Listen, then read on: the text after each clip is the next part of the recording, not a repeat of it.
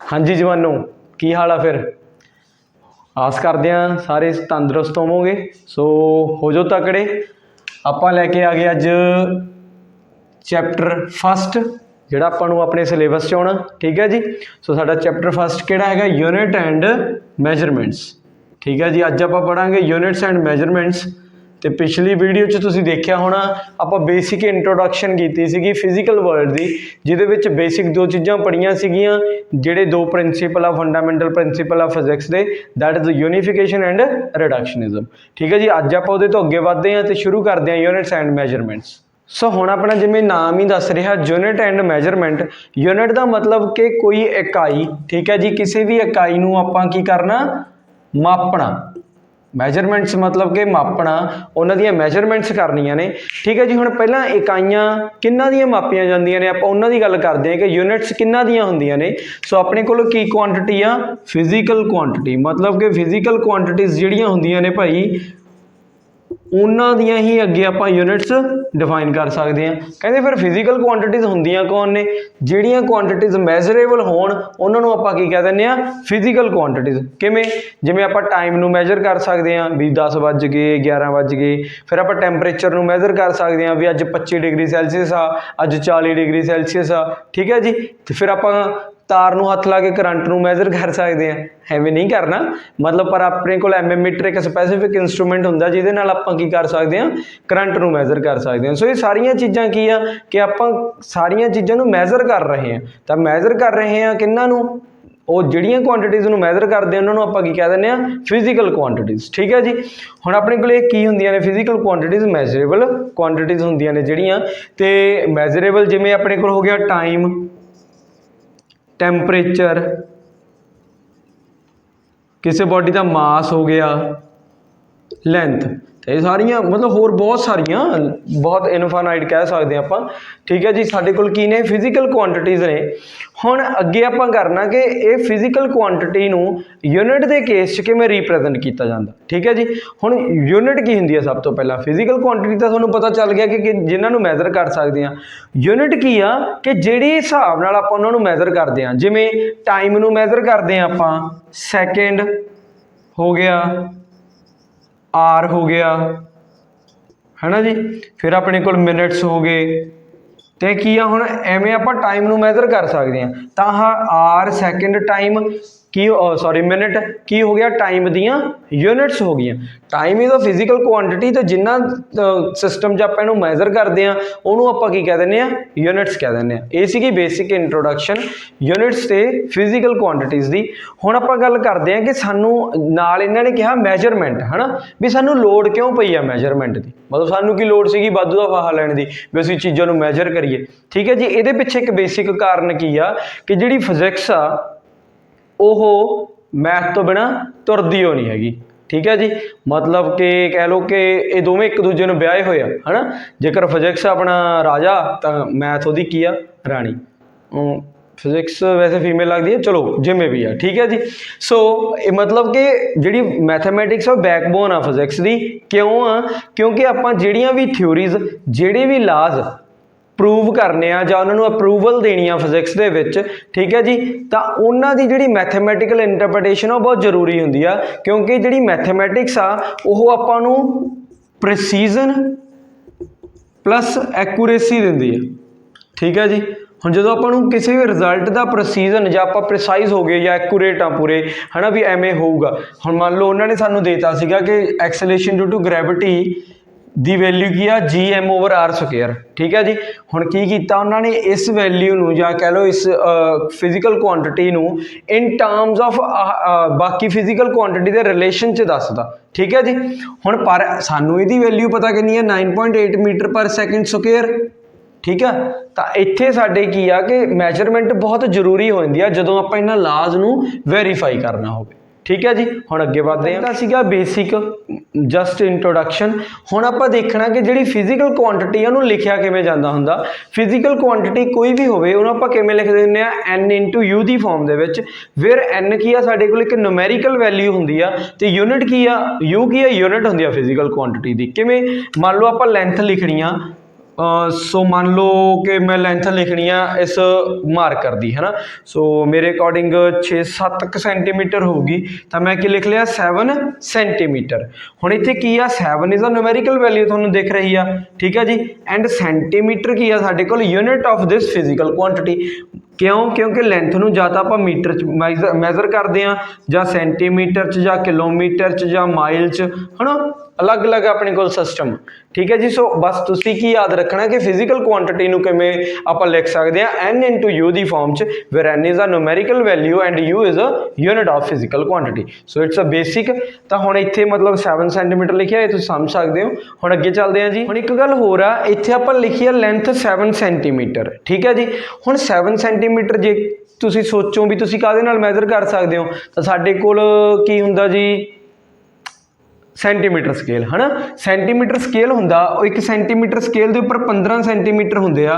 आपां जिहड़ी चीज़ नूं मैजर करना होवे उहदे नाल उहनूं कंपेयर करन लग जांदे आ, जिथे कि साडी चीज़ मुक जांदी आ, है ना। लाइक मार्कर आ, इहनूं मैं स्केल दे नाल कंपेयर कीता, तो जिथे कि मुक गया आपां उत्थे निशानी ला लैंदे आ भी, ते उहनूं इस स्केल दे उपरों पढ़ लांगे। तो हुण मतलब कि जिहड़ियां चीज़ां आपां मैजर करदे आ कोई भी आ, उहनूं की करदे आ कंपेयर करदे आ विद काहदे नाल, some standard unit. Scale is a standard unit ना। स्टैंडर्ड की हुंदी है अगे बढ़ांगे।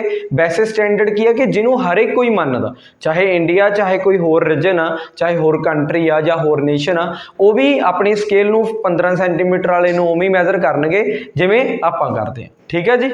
तो साडे कोल जिहड़ियां ये फिजिकल क्वांटिटीज़ ने दो तरह दी हुंदियां ने। एक हुंदियां साडे कोल फंडामेंटल फिजिकल क्वांटिटीज़, ते दूसरियां की हुंदियां ने जी डिराइव्ड फिजिकल क्वांटिटीज़। हुण जिहड़ियां फंडामेंटल हुंदियां ने ओह की मतलब किसी होर ते डिपेंड नहीं करदियां, ठीक है जी। मतलब उन्हां नूं किसी नाल कोई लेना देना नहीं, उन्हां नूं सिर्फ आपदे तक मतलब हुंदा, उन्हां नूं आपां कह दिंदे आ इंडिपेंडेंट फिजिकल क्वांटिटीज़। इंडिपेंडेंट मतलब जिहड़ियां होर फिजिकल क्वांटिटी दे उपर डिपेंड नहीं करदियां। डिराइव्ड की ने ਇਹ ਹੁਣ मतलब ਜਿਹੜੀਆਂ फंडामेंटल ने ਉਹਨਾਂ ਤੋਂ ਹੀ ਬਣਦੀਆਂ ਨੇ, ਜਾਂ ਉਹਨਾਂ ਦੀ ਮਲਟੀਪਲੀਕੇਸ਼ਨ ਜਾਂ ਫਿਰ ਉਹਨਾਂ ਦੀ ਡਿਵੀਜ਼ਨ ਨਾਲ, ਠੀਕ ਹੈ ਜੀ। ਤਾਂ ਜਿਹੜੀਆਂ ਡਿਰਾਈਵਡ ਯੂਨਿਟਸ ਨੇ ਇਹ ਹੁੰਦੀਆਂ ਨੇ ਡਿਪੈਂਡੈਂਟ ਯੂਨਿਟਸ, ਤੇ ਇਹ ਡਿਪੈਂਡੈਂਟ एंड डिपेंड किहदे ते करदियां ने ऑन फंडामेंटल फिजिकल क्वांटिटीज़, ठीक है जी। फंडामेंटल फिजिकल क्वांटिटीज़ ते डिपेंड करदियां ने। हुण आपां गल करदे हां फंडामेंटल दी। फंडामेंटल साडे कोले बेसिकली 7 तरह दियां हुंदियां ने, पर यह अपने अंदर हैड लुको के दो फिजिकल क्वांटिटीज़ नूं लुको के रखिया हुंदा, उन्हां नूं आपां कहने आ सप्लीमेंटरी फिजिकल क्वांटिटीज़, ठीक है जी। सो 7 तां की हो गईयां फंडामेंटल, 2 की होणगीयां supplementary physical quantities. Supplementary physical quantities. So जिहड़ियां फंडामेंटल फिजिकल क्वांटिटीज़ हुंदियां ने वो बेसिकली 7 तरह दियां हुंदियां ने, जिवें mass, length, time, temperature, electric current, luminous intensity and quantity of matter. ये सारियां की हो गई साडे कोल फिजिकल क्वांटिटीज़ हो गई, ठीक है जी। हुण फिजिकल क्वांटिटीज़ नूं आपां मैजर भी करते होवांगे कासे च, तो मतलब इन्हां दी कोई ना कोई यूनिट भी होगी। तो जिहड़ा साडे कोल मास हुंदा इहदी यूनिट हुंदी है किलोग्राम, रिप्रजेंट करदे हां केजी दे नाल। एंड जो लेंथ आ यूनिट हुंदी है जी मीटर, इनू रिप्रजेंट करते हैं स्मॉल एम दे नाल। विद टाइम सेकेंड, एंड इनू रिप्रजेंट करते हैं स्मॉल एस दे नाल। With temperature is in kelvin, ते रिप्रजेंट करते हैं कैपिटल के दे नाल। इलैक्ट्रिक करंट साडे कोल की हुंदा एम्पीयर, रिप्रजेंट करते हैं कैपिटल ए दे नाल। ल्यूमिनस इंटेंसिटी हुंदी है कैंडेला कदे लोड़ नहीं पैनी, तो इनू रिप्रजेंट करते हैं सी डी दे नाल। क्वांटिटी ऑफ मैटर बेसिकली आप लिख देंगे मोल, इनू रिप्रजेंट करेंगे MOL दे नाल, ठीक है जी। ये ने साडियां फंडामेंटल 7 फंडामेंटल फिजिकल क्वांटिटीज़, ते आह की ने 7 fundamental 7 fundamental units physical quantities units, आह उन्हां दी रिप्रजेंटेशन, ठीक है जी। सप्लीमेंटरी किहड़ियां हुंदियां ने, तो इन्हों हुण आपां इन्हां 7 दे नाल ही क्यों नहीं लिखिया, है ना। मतलब इन्हों सप्लीमेंटरी 2 हुंदियां ने, मैं लिख दिना। एक हुंदा साडे कोल प्लेन एंगल, दूसरा की हुंदा सॉलिड एंगल, ठीक है जी। ये 2 हुंदियां ने, एक प्लेन एंगल एक सॉलिड एंगल। तो हुण मतलब की सानू की प्रॉब्लम सी कि आपां फंडामेंटल दे नाल ही ना लिखता इन्हां नूं, ठीक है जी। तो इत्थे की प्रॉब्लम आ कि जिहड़ियां साडियां आह ने ठीक है। ये सारिया डायमेंशनस एनालिसिस के अकॉर्डिंग जिहड़ियां उन्होंने डायमेंशनस दित्तियां सीगियां उन्हां दे उपर खरियां उतरदियां ने, मतलब जिहड़ियां 7 दियां 7 फंडामेंटल ने इन्हां दियां डायमेंशनस हैगियां ने, ठीक है जी। आह जिहड़ियां मैं चीज़ां लिखियां ये हो गई रिप्रैजेंट यूनिट्स दी, बट जेकर मैं इनू डायमेंशन च लिखना होवे जिहड़ा आपां अगे पढ़ांगे तां किवें लिखिया जाऊगा, मैं इत्थे डायमेंशनस लिख देना। जो साडे कोले मास हुंदा इहदी डायमेंशन आपां रिप्रैजेंट करदे हां कैपिटल एम दे नाल, जो साडे कोल लेंथ हुंदी आ इहदी डायमेंशन कैपिटल एल दे नाल, दैन साडे कोल टाइम आ गया कैपिटल टी दे नाल, टैंपरेचर आ गया कैपिटल के दे नाल, एंपीयर नूं कैपिटल ए दे नाल ही लिखदे हां, एंड जो साडे कोल ल्यूमिनस इंटेंसिटी आ ये सी डी दे नाल ही लिखी जांदी आ ते साडे कोले मोल दे नाल ही लिखिया जांदा, ठीक है। ये हो गई डायमेंशन। मतलब हुण की सी कि जिहड़ियां फंडामेंटल जो क्वांटिटीज़ हुंदियां ने उन्हां दे कोल डायमेंशनस हुंदियां ने, आपां उन्हां दियां स्पैसीफिक डायमेंशनस इन्हां ने सानूं दित्तियां होईयां ने, पर जिहड़ियां सप्लीमेंटरी हुंदियां ने इन्हां दियां डायमेंशनस नहीं हुंदियां, मतलब कि ये डायमेंशनस तो या कह लो कि इन्हों आप जिहड़ियां डायमेंशन एनालिसिस आ उहदे अकॉर्डिंग नहीं लिख सकते, ठीक है जी, जिन्हां दियां डायमेंशन उहदे विच लाई नहीं करदियां। हुण आ गई प्लेन एंगल। प्लेन एंगल की हुंदा, मतलब हुण पहली गल कि एंगल जिवें आपां बनाउणा होवे तां दो लाइनस दे विच बनदा हुंदा, like this is angle, sorry this is one line. हुण मैं एंगल दसना होवे तो मेरे को एक कोई होर लाइन होनी चाहिए जिहदा एंगल दसना, तो मेरे को दो लाइनां होनियां चाहिए ने। उवें ही इहदा सीगा मतलब कि जो आपां लाइनस दे विच एंगल देखते हैं, पर प्लेन एंगल की आ, प्लेन की हुंदा like this is a one plane, आह सारा की है एक प्लेन आ, ते अगे जिहड़ा साडा फ्लोर वाला वो अलग प्लेन आ, ठीक है जी। ते ये साडे कोल दो प्लेन हो गए। हुण मान लो इन्हां दोवां प्लेन दे विच कितना एंगल आ, एवें खड़े आ लाइक दिस, ठीक है। तो इत्थे एंगल कितना 90 डिग्री, तो दोवां प्लेन्स दे विच एंगल कितना 90 डिग्री। जेकर मैं एक प्लेन टेढ़ा करदा एंगल की हो रहा डिक्रीज, एंगल चेंज हो रहा, ठीक है जी। तो एंगल चेंज हो रहा मतलब कि प्लेन दे विच जिहड़ा एंगल आ वो चेंज हुंदा रहदा, या कह लो कि दो प्लेन्स दे विच जिहड़ा एंगल हुंदा उहनूं आपां एंगल कह दिंदे आ, प्लेन एंगल कह दिंदे आ। प्लेन वाला एंगल किवें फाइंड कीता जांदा, ये क्योंकि दो लाइनस दे विच हुंदा, ठीक है जी। तो जदों इत्थे प्रकार रखांगे आ की बन जूगी एक आर्क, तो एंगल का साढ़े कोल की फॉर्मूला हुंदा आर्क बाय रेडियस, ठीक है जी। मान लो आह आर आ, जेकर पूरा करिए आर्क नूं पूरा कर दिए तो एक सर्कल बन जूगा जिहदा सेंटर ओ होगा तो रेडियस आर होगा, ठीक है जी। तो साढ़े कोल जिहड़ा इत्थे थीटा का फॉर्मूला की आंदा आर्क बाय रेडियस। हुण ये जिहड़ा थीटा प्लेन एंगल है इनू आपां मैजर करते हैं इन रेडियन, ठीक है जी। तो यदी रिप्रजेंटेशन की आर ए डी, पर डायमेंशनल एनालिसिस ने सानू यदी कोई डायमेंशन नहीं दसी भी इनू डायमेंशन एनालिसिस किवें लिखिया जाऊगा, ठीक है जी। तां करके इनू अलग लिखिया जांदा। दूसरा आ गया साडे कोल सॉलिड एंगल। सॉलिड एंगल किवें बनदा या कदों बनदा, मान लो साडे कोल एक कोण आ,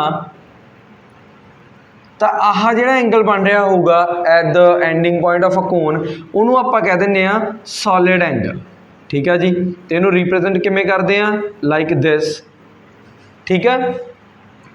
ये हो गया साडा सॉलिड एंगल। तो इस सॉलिड एंगल नूं आपां मैजर जायदी कह दो कि यूनिट की हुंदी आ स्टेरेडियन, ठीक है जी। एंड इनू आपां रिप्रजेंट किवें करदे आ एस आर दे नाल, ठीक है जी। इहदा फॉर्मूला साडे कोल की हुंदा जेकर लिखिया जावे a by r square, where a is the radius sorry a by r square, where a is the area and r is the radius of this circular, ठीक है जी। जिहड़ा अपने कोल सर्कल बनदा कोण ते, सो आपां कह सकते हैं। सो ये सीगे साडे सप्लीमेंटरी यूनिट्स। नाउ आ सप्लीमेंटरी फिजिकल क्वांटिटीज आ उन्हां दियां यूनिट्स ये रिप्रजेंटेशन। हुण इनू दी भी कोई डायमेंशन नहीं दसी हुई तां करके आपां इनू अलग रखिया होया, ठीक है जी। नाउ इस तो बाद आउंदा डिराइव्ड यूनिट्स।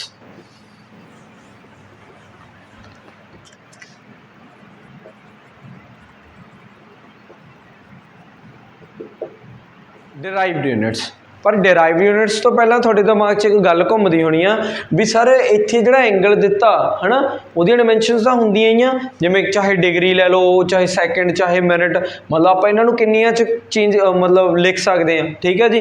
पर जिहड़ा सानूं SI सिस्टम आ उहदे अकॉर्डिंग चलना हुंदा ते उहदे अकॉर्डिंग अपने कोल इहदी कोई डायमेंशन नहीं बनती, ठीक है जी। तां करके आपां इन्हां नूं अलग लिखदे आ। Now derived units.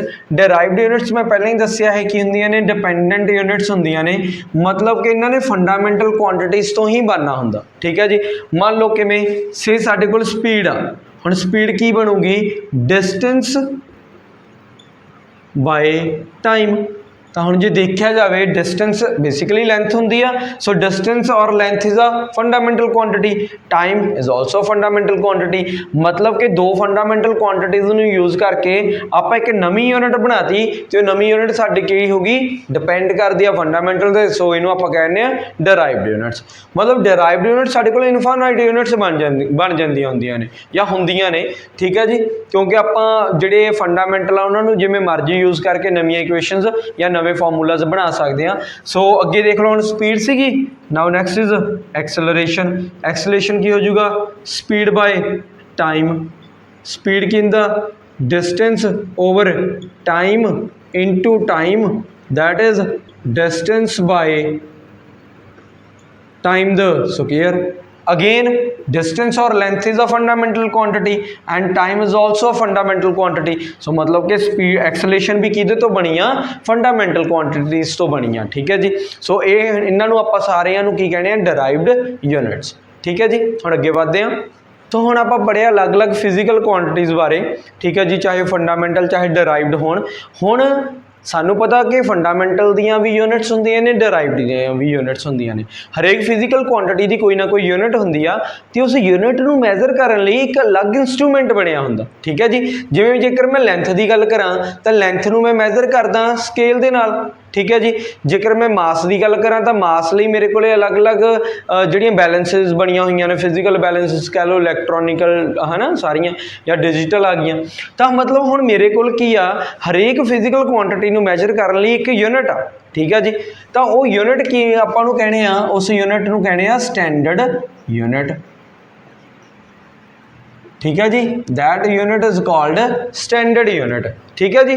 हुण किसी मतलब मान लो जेकर मैं कोई स्टैंडर्ड यूनिट बनाउणी आ तां उहदियां करैक्टरिस्टिक्स की होणियां चाहीदियां ने। सो आपां पढ़ांगे characteristics of a standard unit, मतलब कि जिहड़ी स्टैंडर्ड यूनिट आ किवें दी होनी चाहीदी आ, कहंदे इह वैल डिफाइंड होनी चाहीदी आ। वैल डिफाइंड मान लो जिवें आपां गल करदे आ कि मेरे कोले आ सेंटीमीटर स्केल आ, सो सौखी एग्जाम्पल है, मैं तां करके इत्थों शुरू करदा। हुण मैनूं पता 0 तो 1 ये की हो गया 1 सेंटीमीटर, ठीक है, पर इहदे विच कितनियां लाइनस आउंदियां हुंदियां ने अपने कोले, से 10, क्योंकि पता नहीं ये 10 हैगियां ने नहीं, मैं एवें ही लगाती है, ठीक है जी। क्योंकि सानूं पता 1 सेंटीमीटर दे विच 10 मिलीमीटर होंदे आ, ठीक है जी। तो हुण साडे कोले पूरी डिफाइन करता ना उन्होंने कि जेकर तुसी कोई क्वांटिटी मैजर करते हो, वो क्वांटिटी तुहाडे कोल एग्जैक्ट वैल्यू ना आके अध विचाले किते खत्म हो रही आ तां तुसी उहनूं लिख सको, ठीक है जी। तुहानूं पता होवे कि जिथे वो खत्म हो रही आ उत्थे उहदी रीडिंग कितनी बनदी है। तो ये साडे कोल की आ, मतलब कि भाई सानूं उन्होंने इन्ना केबल करता कि तुसी कलियां सीधियां वैल्यूज़ नहीं, जेकर उन्होंने विच विचाले आ रही ने तुसीं उन्हां नूं भी कवर कर सको। मतलब की आ कि इन्हां ने सानूं एक पूरी डेफिनेशन देती भी जेकर तुहाडी इत्थे तक आ तां तुसीं इहनूं एवें मैजर कर लो, एवें मैजर कर लो। सो की आ, इहदा पहला करैक्टरिस्टिक कि जिहड़ी साडी स्टैंडर्ड यूनिट आ की आ, वैल डिफाइंड होनी चाहिए, ठीक है जी। सैकेंड हुण सैकेंड साडे कोल की आ कि ये ना होवे कि जिहड़ी हुण आपां स्टैंडर्ड यूनिट बनाई आ भी जी वो हैगी वो बहुत वड्डी आ, है ना, उहनूं आपां किते जिहड़ी चीज़ आपां मैजर करनी आ भज्जे भज्जे पहलां शहर जाओ जां जिथे भी वो रखी हुई आ उत्थे जाके मिणे आओ ते आउंदे आउंदे भुल जाओ, ठीक है जी। सो मतलब हुण दूसरा की आ कि ये जिहड़ी स्टैंडर्ड यूनिट आपां बनाई आ ये हरेक बंदे दी पहुंच च होनी चाहिदी आ, प्रॉपर साइज़ दी होनी चाहिदी आ, मतलब कि कोई भी बंदा इहनूं कैरी कर सके, चाहे वो छोटा जिहा बच्चा चाहे कोई वड्डा जां कोई भी आ। जिवें हुण आपां मान लो कि सेंटीमीटर स्केल हुंदे आ, है ना, ਆਪਾਂ ਸਕੂਲ 'ਚ ਐਵੇਂ ਚੱਕੀ ਫਿਰੀ ਜਾਂਦੇ ਰਹਿਣੇ ਆ, ਹੈਗੀ ਤਾਂ ਸਟੈਂਡਰਡ ਯੂਨਿਟ ਆ ਪਰ ਸਾਡੇ ਲਈ ਕਿੰਨਾ ਸੌਖਾ ਹੋ ਗਿਆ ਕਿ ਉਹਦਾ ਸਾਈਜ਼ ਬਹੁਤ ਕੰਪੈਕਟ ਜਿਹਾ ਆਪਾਂ ਉਹਨੂੰ ਕਿਤੇ ਵੀ ਕੈਰੀ ਕਰ ਸਕਦੇ ਹਾਂ। ਸੋ ਇਹੀ ਇਹਦੀ ਕਰੈਕਟਰਿਸਟਿਕ ਆ ਕਿ ਹੋਣੀ ਚਾਹੀਦੀ ਹੈ ਸਟੈਂਡਰਡ ਯੂਨਿਟ ਦੀ ਕਿ ਉਹ ਪ੍ਰੋਪਰ ਸਾਈਜ਼ ਦਾ ਹੋਵੇ, ਨਾ ਹੀ ਉਹਦਾ ਸਾਈਜ਼ ਬਹੁਤ ਜ਼ਿਆਦਾ ਵੱਡਾ ਹੋਵੇ ਨਾ ਹੀ ਉਹਦਾ ਸਾਈਜ਼ ਬਹੁਤ ਜ਼ਿਆਦਾ ਛੋਟਾ ਹੋਵੇ। ਇਹ ਨਾ ਹੋਵੇ ਕਿ ਪਰਸ 'ਚ ਪਾਈਏ ਤੇ ਸਾਨੂੰ ਲੱਭੇ ਹੀ ਨਾ ਮੁੜ ਕੇ, ਠੀਕ ਹੈ ਜੀ। ਸੋ ਐਵੇਂ ਦੀ ਹੋਵੇ ਕਿ ਆਪਾਂ ਨੂੰ ਉਹ ਈਜ਼ੀਲੀ ਦੇਖ ਸਕੀਏ, ਕੈਰੀ ਕਰ ਸਕੀਏ ਸਾਰਾ ਕੁਝ ਤੇ ਉਹਦੀ ਆਪਾਂ ਰੀਡਿੰਗ ਲੈ ਸਕੀਏ। थर्ड साडे कोल की आउंदा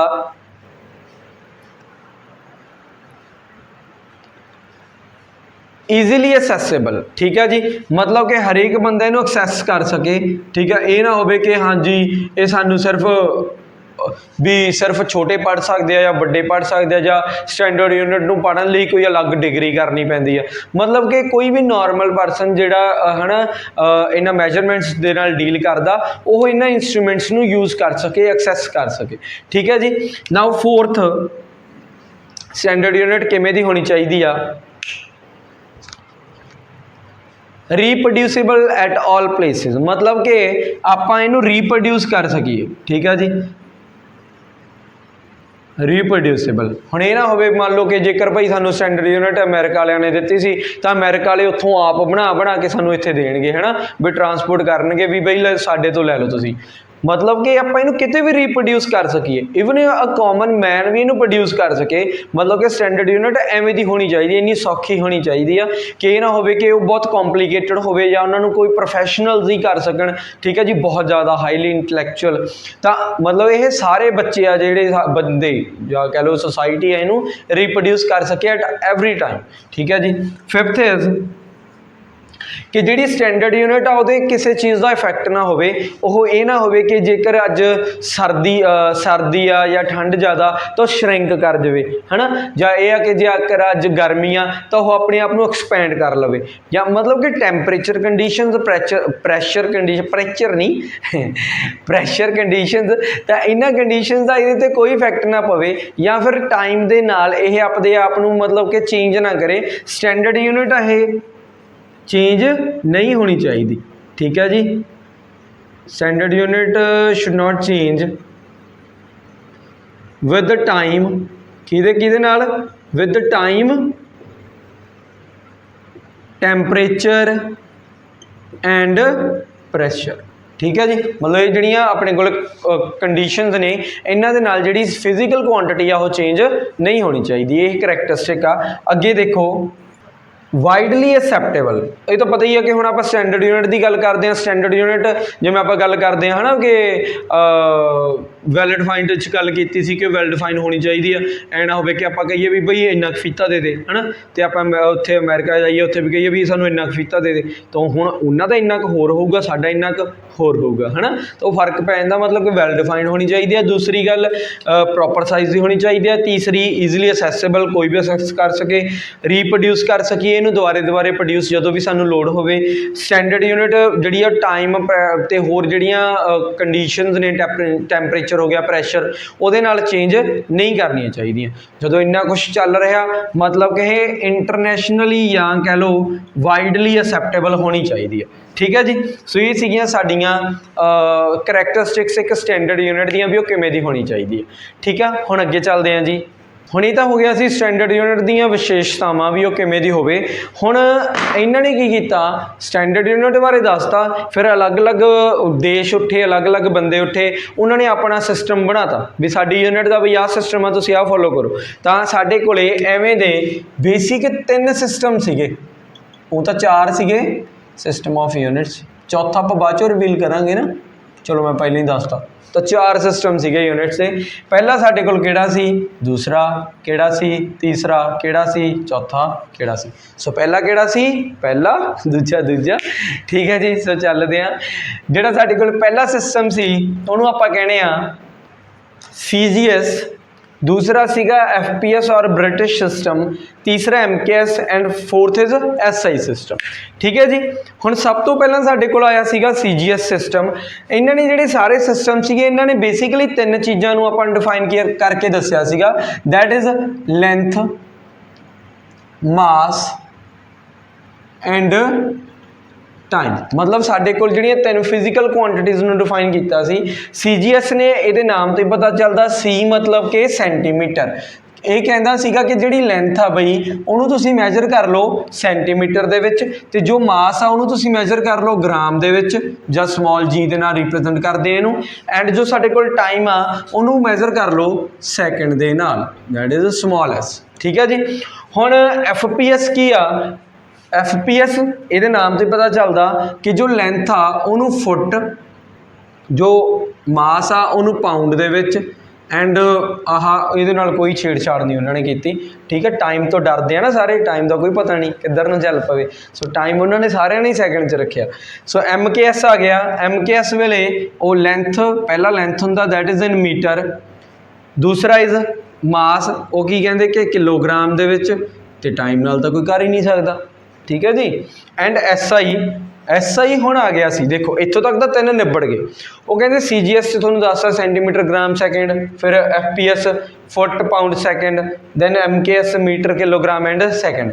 फिर ये तीन सिस्टम सी, एक तो बाद दूजे तो बाद तीजे तो बाद मॉडिफिकेशनस होंदियां गईयां। पहला आपां इहनूं डिस्कार्ड किया, फिर इहनूं फिर साडे कोल आया चौथा। हुण चौथा की सीगा, ये रिलेट तां करदा सी MKS दे नाल ही।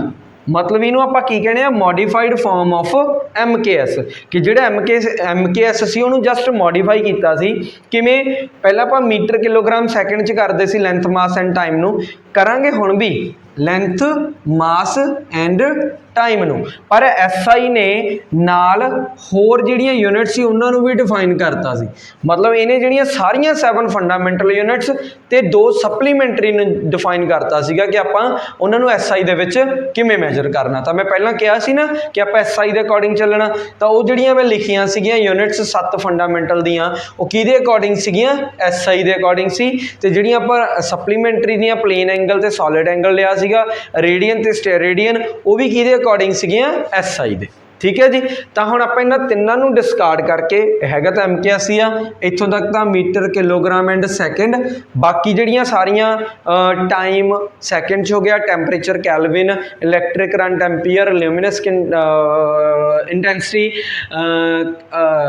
Candela and quantity of matter साढ़े को मोल हो गया। जे एक अद्धा रह गई हो तो तुसी बैक जाके देख लो। ठीक है जी। तो सप्लीमेंटरी प्लेन एंगल तो सॉलिड एंगल, प्लेन एंगल काहदे सी? रेडियंस से, सॉलिड एंगल का सीगा स्टेरेडियंस। ठीक है जी। हुण मतलब कि हुण तक आपां किहनूं वरतदे हां? SI सिस्टम नूं वरतदे हां। ठीक है, मतलब इन्हां तिन्नां नूं डिस्कार्ड करके आपां हुण तक इहनूं वरती जाने हां, ते इहदे च कोई ना कोई खासियत तां होऊगी। मतलब जिहड़ी इहनूं ਆਪਾਂ ਨੂੰ ਏਬਲ ਕੀਤਾ ਵੀ ਭਾਈ ਤੁਸੀਂ ਮੈਨੂੰ ਵਰਤੋ, ਹੋਰ ਕਿਸੇ ਵੱਲ ਤੁਸੀਂ ਨਹੀਂ ਦੇਖਣਾ, ਹੈ ਨਾ। ਤਾਂ ਉਹ ਕੀ ਐਡਵਾਂਟੇਜਸ ਨੇ ਇਹਨੂੰ ਵਰਤਨ ਦੀਆਂ ਸਾਨੂੰ, ਕਿਉਂਕਿ ਆਪਾਂ ਤਾਂ ਫਾਇਦੇ ਤੋਂ ਬਿਨਾਂ ਤਾਂ ਕੋਈ ਕੰਮ ਕਰਦੇ ਨਹੀਂ। ਮਤਲਬ ਕੋਈ ਨਾ ਕੋਈ ਫਾਇਦਾ ਤਾਂ ਆਪਾਂ ਨੂੰ ਇਹਦਾ ਹੋਊਗਾ ਹੀ ਵੀ ਆਪਾਂ ਇਹਨੂੰ ਵਰਤੀਏ। ਤਾਂ ਹੁਣ ਆਪਾਂ ਪੜਾਂਗੇ ਇਹਦੇ ਐਡਵਾਂਟੇਜਸ। ਠੀਕ ਹੈ ਜੀ। ਸੋ ਹੁਣ ਐਡਵਾਂਟੇਜਸ ਦੇਖੋ SI ਸਿਸਟਮ ਦੀਆਂ। ਪਹਿਲੇ ਆਪਾਂ ਗਿਆ ਕੋਹਰੈਂਟ ਸਿਸਟਮ। ਠੀਕ ਹੈ ਜੀ। Second is the rational system, then metric system closely related to CGS, ਤੇ ਲਾਸਟ ਹੁੰਦਾ ਸਾਡੇ ਕੋਲ ਇੰਟਰਨੈਸ਼ਨਲੀ ਅਸੈਪਟਡ। ਠੀਕ ਹੈ ਜੀ। ਹੁਣ ਪਹਿਲਾਂ ਕੋਹਰੈਂਟ ਸਿਸਟਮ ਦੇਖੋ ਕਿ ਜਿਹੜਾ SI ਯੂਨਿਟਸ ਨੇ ਉਹਨਾਂ ਨੂੰ ਆਪਾਂ ਕੋਹਰੈਂਟ ਸਿਸਟਮ ਕਿਉਂ ਕਹਿੰਦੇ ਆ? ਕਿਉਂਕਿ ਜਿਹੜੀਆਂ ਕੋਹਰੈਂਟ ਸਿਸਟਮ ਕਿਉਂ ਕਹਿੰਦੇ ਆ ਕਿ ਡਿਰਾਈਵਡ ਯੂਨਿਟਸ ਨੂੰ ਕਿਵੇਂ ਅਬਟੇਨ ਕੀਤਾ ਜਾ ਸਕਦਾ फंडामेंटल तो बाय डिवीजन और मल्टीप्लीकेशन ऑफ फंडामेंटल यूनिट्स। मतलब कि जिहड़ियां अपने कोल फंडामेंटल ने या SI ने उन्होंने जेकर आप मल्टीप्लाई डिवाइड या कुछ भी करिए, है ना, मल्टीप्लाई डिवाइड ही करांगे बेसिकली, उहदे तो जिहड़ियां नवीं यूनिट्स मिलणगीਆਂ उन्होंने आपां किहड़ियां यूनिट्स कहने आ? Derived units. ठीक है जी। So second one is rational system. Rational system की हुंदा देखो, मतलब कि साडे कोले ऑल फिजिकल कुआंटिटीज़ या कह लो एक सैट ऑफ फिजिकल कुआंटिटी लई इक्को यूनिट होगी। मान लो जिवें उन्होंने एनर्जी कहता, ठीक है भी, एनर्जी की SI दे अंडर हमेशा यूनिट की रहूगी? जाओ। ठीक है जी। पर एनर्जी जिहड़ी मर्जी होवे, चाहे मकैनिकल, इलैक्ट्रिकल, कैमिकल या कोई भी एनर्जी होवे, आपां कुछ नहीं देखना कि उन्हां दी बई स्पैसीफिकली किहड़ी यूनिट आ। जदों SI पढ़दे आ, अखां मीच के, अखां खोल के लिख देना जाओ। ठीक है जी। ਉੱਪਰ ਨੀਚੇ ਲਿਖਿਆ ਜਾਂਦਾ, ਫਿਰ ਔਖਾ ਹੋ ਜਾਊਗਾ। ਤਾਂ ਆਪਾਂ ਕੀ ਆਊਗੀ? ਜਾਓ। ਹੁਣ ਜਿਵੇਂ ਆਪਾਂ ਮੰਨ ਲਓ ਕਿ ਸਾਡੇ ਕੋਲ SI ਦੇ ਵਿੱਚ ਜੇਕਰ ਗੱਲ ਕਰੀਏ, ਫੋਰਸ ਜਿਹੜੀ ਮਰਜ਼ੀ ਹੋਵੇ, ਚਾਹੇ ਫ੍ਰਿਕਸ਼ਨਲ ਫੋਰਸ ਹੋਵੇ, ਚਾਹੇ ਸੈਂਟਰੀਪੀਟਲ ਫੋਰਸ ਹੋਵੇ, ਚਾਹੇ ਕੋਈ ਵੀ ਫੋਰਸ ਹੋਵੇ, ਹੈ ਨਾ, ਫੋਰਸ ਹੋਵੇ ਪਰ ਪਿੱਛੇ, ਤਾਂ ਉਹ ਫੋਰਸ ਦੀ ਯੂਨਿਟ ਹਮੇਸ਼ਾ ਕੀ ਰਿਹਾ ਕਰੂਗੀ? ਨਿਊਟਨ। मतलब उत्थे कोई रौला नहीं गा कि किहड़ी फोर्स की गल करते हैं। ठीक है जी। पर जेकर आप सेम MKS की गल कर लीए, MKS दे विच जिहड़ी नॉर्मल आप फोर्स कहने उहनूं आपां लिखदे न्यूटन दे नाल, पर जिवें GF लिखिया, GF मतलब ग्रैविटेशनल फोर्स। ठीक है जी। तो ग्रैविटेशनल फोर्स MKS की होंदा? Kilogram force. मतलब उसकी यूनिट चेंज हो जाती है। सो इत्थे आपां नूं इह फायदा कि सानूं बई साडे दिमाग के घोड़े बाहले नहीं दौड़ाउणे पैणे, तां सानूं ਇੱਕੋ ਹੀ चीज़ देखनी है भी हाँ एनर्जी की जाऊल फोर्स दी न्यूटन आ तो अखां खोल के जिथे मर्जी आप ये चीज़ां लिख देनिया ने तो सानू ये नहीं हाँ जी कैलोरी भी होंगी आ एनर्जी की अर्ग भी होंगी आ लले पे वो सारे याद नहीं करने पैने तो यह साडा मतलब फायदा हो गया सी भी बई असी घट दिमाग लावांगे। अगे आ गया मैट्रिक सिस्टम। हुण इहनूं मैट्रिक सिस्टम क्यों कहने आ क्योंकि जिवें आपां मान लो कि ਇਹ ਬੇਸਿਕਲੀ ਉਹ ਕਹਿੰਦੇ ਆ ਕਿ ਜਿਹੜੇ ਵੀ ਇਹਦੇ ਮਲਟੀਪਲਸ ਹੁੰਦੇ ਆ ਆਪਾਂ ਨੂੰ 10 ਦੀ ਪਾਵਰ ਦੇ ਵਿੱਚ ਇਨ ਪਾਵਰਸ ਆਫ 10 ਲਿਖ ਸਕਦੇ ਆ। ਠੀਕ ਹੈ ਜੀ। ਕਿਵੇਂ? ਹੁਣ ਸਾਨੂੰ ਪਤਾ ਲੈਂਥ ਨੂੰ ਆਪਾਂ ਮੈਜ਼ਰ ਕਰਦੇ ਆ ਮੀਟਰ ਦੇ ਵਿੱਚ ਤਾਂ ਆਪਾਂ ਜਿਹੜਾ 10 ਰੇਜ਼ ਦਾ ਪਾਵਰ -10 ਮੀਟਰ ਹੁੰਦਾ ਉਹਨੂੰ ਕਿਵੇਂ ਲਿਖ ਲੈਂਦੇ ਹੁੰਦੇ ਆ 1 ਐਂਗਸਟ੍ਰੋਮ। ਤਾਂ ਐਸਆਈ ਯੂਨਿਟ ਦਾ ਜਿਹੜਾ ਮਲਟੀਪਲ ਸੀ चाहे आ 10 के मल्टीपल च लिखा गया तो उन्होंने आप की कहने 1 एंगस्ट्रॉम। ठीक है जी। 10 रेज़ द पावर -9 मीटर की होंगे साढ़े को नैनोमीटर 1 नैनोमीटर मतलब कि आप उन्होंने मल्टीपल्स नूं भी नाम दे सकते हैं या कह लो कि जो मल्टीपल्स उन्होंने 10 की पावर दे विच लिखा जा सकता है। ये पूरा साढ़े को एक चार्ट बन जाता कि उन्होंने की कहने आ सो भी करांगे अगली वीडियो च। पर and last is closely related to CGS कि जिहड़ा साडे कोल SI सिस्टम हुंदा वो बहुत नेड़े हुंदा CGS दे। क्यों? क्योंकि आपां नूं कन्वर्जनस करनियां सौखियां ने। मान लो जिवें हुण सानूं देता कि बई तुसीं दसो तुहाडे कोले सॉरी 1 मीटर आ 1 मीटर च कितने सेंटीमीटर होणगे तो सानूं पता है कन्वर्जनस आउंदियां ने कि बई 1 मीटर च 100 सेंटीमीटर आ। ये क्यों आउंदियां ने? क्योंकि ये दो ही बहुत रिलेट करते एक दूसरे नूं मतलब कि इन्हां दीयां कन्वर्जनस बहुत सौखियां हुंदियां ने। ठीक है जी। एक सानूं ये फायदा कि आपां SI ते CGS नूं यूज़ कर सकते हैं तो SI क्योंकि CGS दे बहुत नेड़े हुंदा। ठीक है जी। सो ये सागा नहीं ये सीगा साडा अपना यूनिट्स एंड मैजरमेंट्स। सो मैनू आस है कि तुहानूं समझ आ गया होगा। सो जेकर किसी नूं कोई भी डाउट होवे तो वैसे तो तुसीं पुछना नहीं हुंदा पर पुछ लिया करो। ठीक है जी। तो मैं उदों तक अपना ध्यान रखियो। वो कहते हुंदे आ अपनी ही आवाज़ को बेशक कान में रखना लेकिन शहर की खामोशी भी ध्यान में रखना। तो अपने आले दुआले सारा कुछ ध्यान च रखियो। ठीक है जी। तो पढ़ते रहो। मैनू सबसक्राइब लाइक कमेंट जोड़ा कुछ कर सकते हो कर लो। ठीक है जी। तो मिलते हैं अगली वीडियो के। Thank you.